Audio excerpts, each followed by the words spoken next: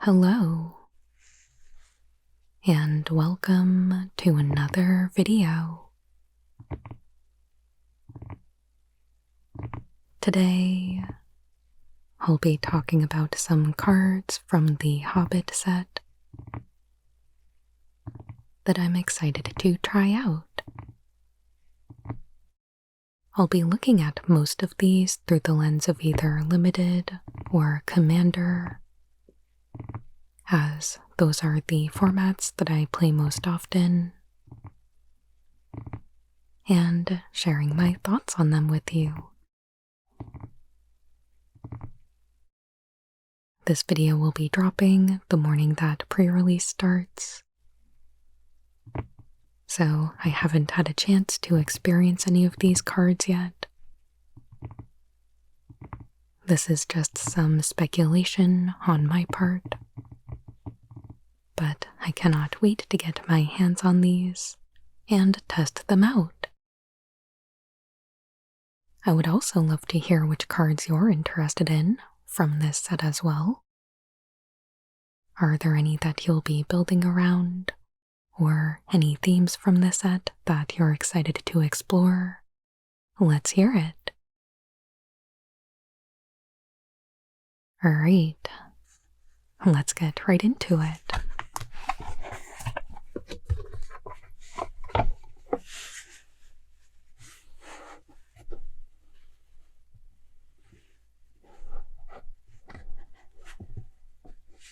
For this, I'll just be looking at the rares and mythics from the main set to keep it kind of concise.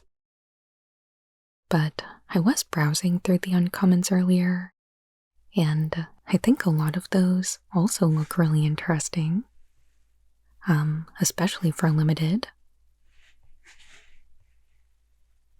But starting us out in alphabetical order, we've got Bard, King of Dale. He is a 6-mana 3/5 with Reach and Vigilance. And if you would draw a card, except the first one you draw in each of your draw steps, draw 2 cards instead. And if 1 or more tokens would be created under your control, twice that many tokens are created instead. I love token doubling effects. I love going wide with a huge army of tokens, so having another effect like this is really nice. I've really enjoyed Exalted Sunborn in things like Rin and Seri, and I think if you're running something like the White O'Hare or Mondrak in Commander, this might be a good option to slot in as your commander and get access to blue in your deck. The card draw doubling effect is also awesome to have. Maybe if you run something like Finn Wixit, this might be a faster way to achieve that effect. Even though it does cost 6 mana, maybe you could get there with this guy before achieving max speed. But yeah, I really like both of these effects, and getting them blended on one card is awesome.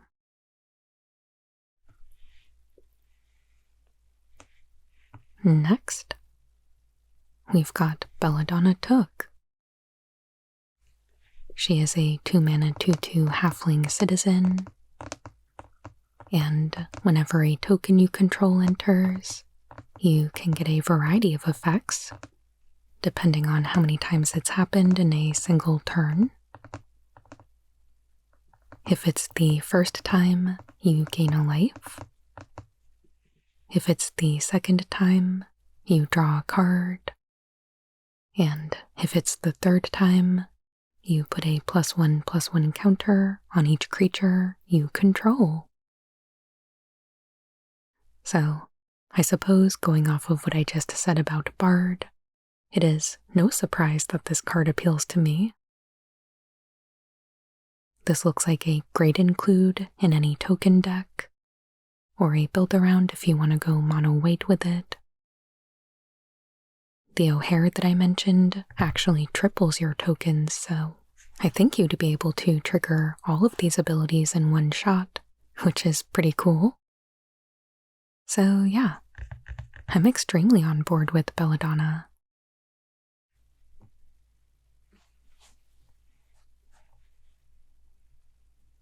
Moving on, we've got Beorn the Fierce. He is a 5-mana 6/6 trample, which is already awesome. I am 100% taking this if I open it in a draft.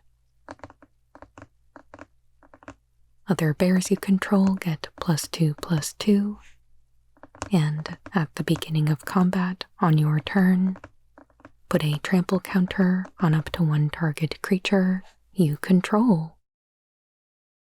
It becomes a bear in addition to its other types. Then, if you control 3 or more bears, draw 2 cards. So this card is absolutely nuts.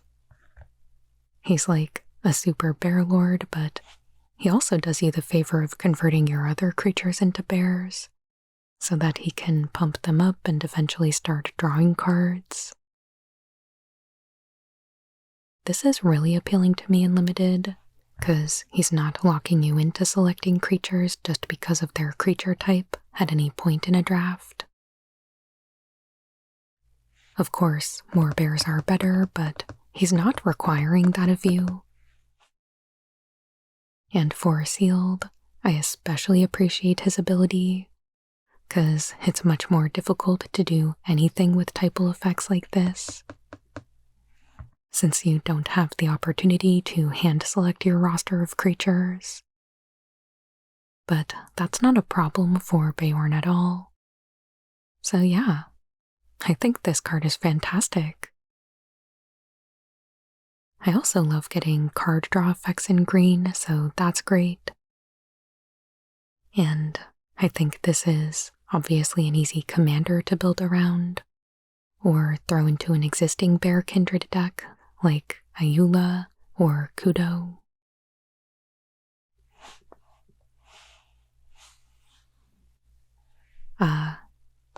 Bilbo, Thief in the Night, is an interesting one. He is a 2-mana 2/2 halfling rogue. Spells you cast from anywhere other than your hand cost 1 less to cast. Whenever Bilbo attacks, you may cast an artifact, instant, or sorcery spell from your graveyard. And if an instant or sorcery spell cast this way would be put into your graveyard, exile it instead. I'm sure this card has a lot going for it in many different formats, but I'm just excited to cast this in Limited. There are a decent amount of cards in this set with Adventure, which means you'll be casting things from exile, so getting a discount on that is really nice. And I really appreciate that it effectively gives spells and artifacts flashback.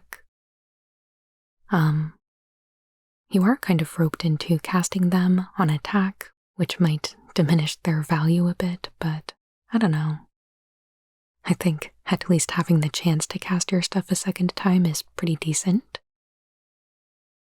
I could also see this being really good in mill strategies, but I'm not sure if there's really a mill archetype built into this Limited format, so we'll have to see, I suppose.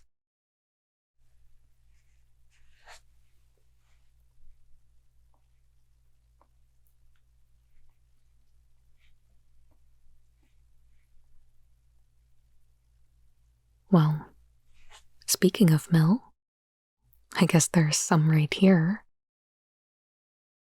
We've got Glamdring, Foehammer. It is an equipment with Adventure. the adventure side is Gleam of Death, a 4-mana sorcery where you mill 6 cards, then put all instant and sorcery cards from among them into your hand. And on the other side, it is a 2-mana equipment that equips for 2 and says, instant and sorcery cards you cast cost X less to cast, where X is equipped creature's power. This would be excellent to pair with the Bilbo we just looked at. You could load your hand up with spells and cast them at a steep discount, then cast them again from your graveyard for even less. But I think on its own it's a great card as well. Putting this on a big enough creature probably lets you cast just about any instant or sorcery for just its colored mana cost. I could see this card really tilting games pretty heavily in your favor if you're able to cast both sides. Like, not only is it finding your spells for you, but it enables you to cast multiple spells in a turn by reducing the cost of each one, which could be a very big swing. So yeah, I think this looks very cool.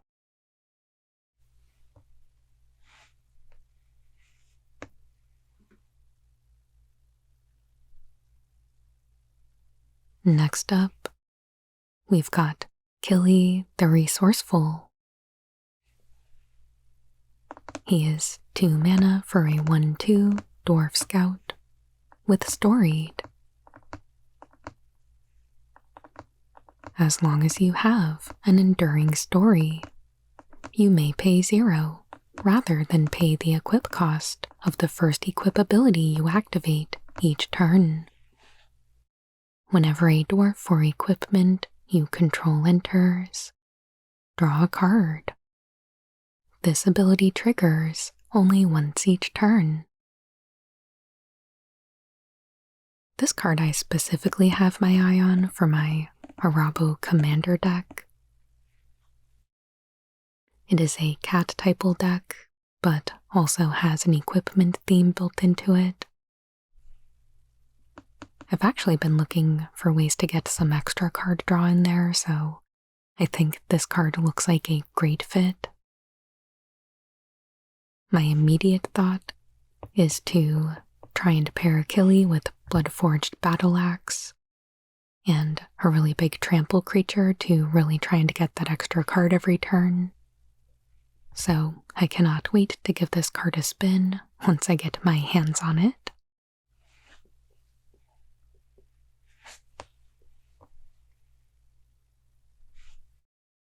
This next card is also one that I'd like to try out in my Arabo deck. It is Orcrist Goblin Cleaver,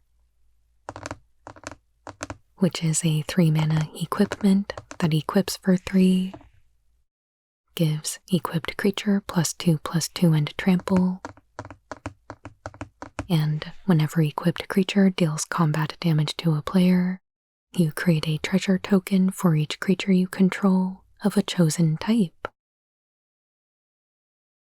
So, of course, I want to put this in my Cats Wielding Equipment deck, but I think any typal deck would love to run this, especially creature types that can go wild on tokens. I'm thinking specifically of goblins, squirrels, stuff like that. I mean, putting this in the hands of Squirrel Girl seems straight up irresponsible. Chatterfang also pairs super well with this, because he'll create a squirrel for each treasure you make. Wow, I hadn't really thought that through all the way. That seems kind of messed up. I'm not really sure what you do with all of that mana in the end. Green Sun Zenith for something giant, I guess.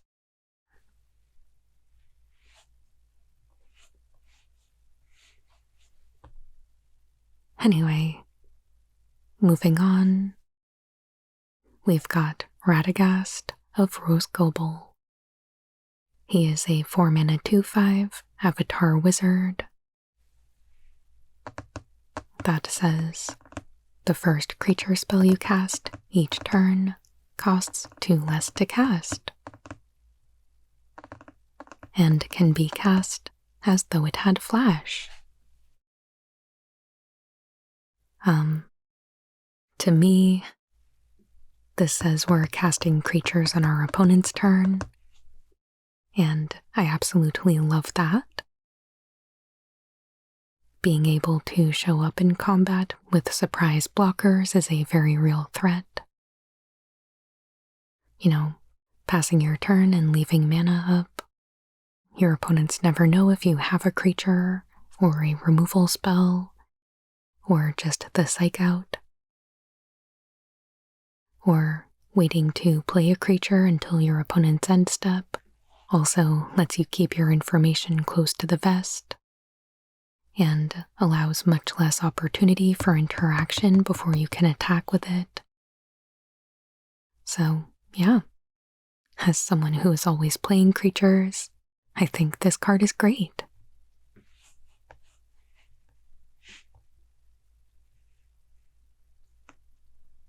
And of course, I had to talk about Smaug the Magnificent. I'm sure this is one of the most exciting cards in the set, especially for those who love playing dragon decks. He is 4 mana for a 4/3 dragon with flying and haste. Whenever he attacks, he deals damage equal to the number of treasures you control to any target. And at the beginning of your upkeep, you create a treasure token. So I think this card is going to be great in Limited. He is affordable, he's speedy, he enables his own ability, even if you don't have other ways of producing treasure. His attack trigger can take down a blocker before they even get a chance to use it, or just go straight to the face. And of course in Commander, I'm sure he's very easy to exploit. I can imagine just stockpiling a ton of treasures, then slamming this down and burning someone right out of the game. So, yeah, I think this is awesome.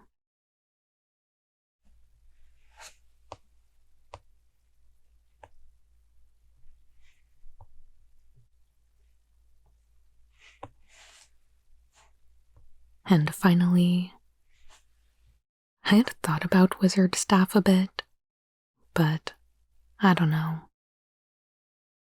I don't really think I actually have much to say about this, other than Vivi is going to be an absolute menace with this thing. So is Niv Mizzet, and most wizards, I'm sure.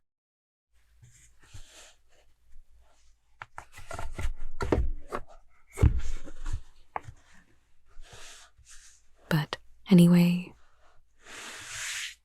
I would love to hear what you think about these cards and if there are any other cards from The Hobbit that you are looking forward to playing with. I'd love to talk with you down in the comments. And let me know if you'll be playing in a pre-release this weekend. I know I'll be playing on Saturday. I pre-registered for it last week, and there were already a good amount of names ahead of me at that point, so it's looking like this is going to be a pretty busy one. But yeah, as always, I'll let you know how I do at my pre-release.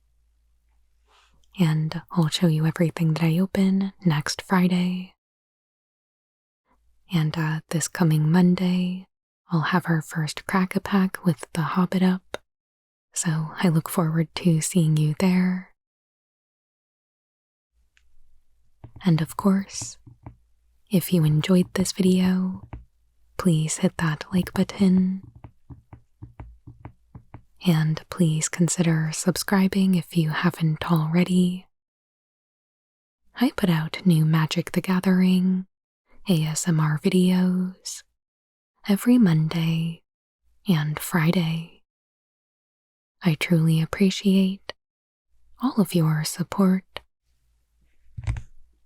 and I hope you have a wonderful day.